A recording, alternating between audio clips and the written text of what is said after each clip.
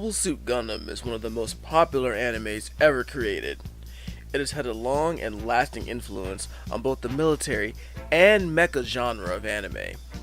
The Gundam universe includes numerous series across multiple timelines, many within the original Universal Century, created way back in 1979, and plenty of alternate timelines.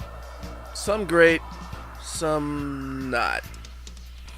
In America, our first exposure to this rich franchise came in the form of Gundam Wing. Mobile Suit Gundam Wing initially aired March 6, 2000 on the trailblazing Toonami programming block, featured on Cartoon Network. Gundam Wing is like the shonen soap opera version of the Gundam series. Despite this, the show is not to be underestimated. Excellent music, great for the time animation, featuring tons of action. Both the mecha combat and the pilot's hand-to-hand fights help propel both Gundam Wing and the Gundam franchise as cornerstones of anime. As a direct result of Gundam Wing's popularity in America, one of the first Gundam games that North America received was Gundam Battle Assault on November 6, 2000, a mere 7 months after the anime premiered. Bandai, Gundam's distributor at least in North America, in an effort to capitalize on the popularity of Gundam Wing, wanted to quickly tie in a video game, which would help drive sales of the Gundam model kits to a new North American audience. To accomplish this, they turned to a little-known but expert video game port-making company, Natsume. Aside from primarily making ports, Natsume also developed one of the best SNES games of all time. But that's a story for another video. Rather than attempt to rush develop a brand new title, Bandai and Natsume would team up to quickly reskin and localize an existing game. They chose to convert Gundam Battle Master 2, which had released in Japan in 1998, to Battle Assault. To transform Battle Master 2 into Battle Assault, several changes were rapidly implemented.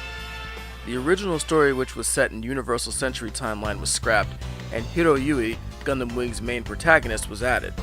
Original pilots that went with their suits were also added, ditching the generic soldier/warrior that were the previous opponents. If you're a Gundam series fan and you play through the story arcade mode, you'll notice that the dialogue doesn't really flow or present any clear direction. Along with these changes, one of the original suits was removed and the Wing Gundam was added. However, it's just a reskin of the Zeta Gundam, with the exact same movesets and a slightly awkward looking special move. Despite these rushed changes, the game has a very pleasing aesthetic.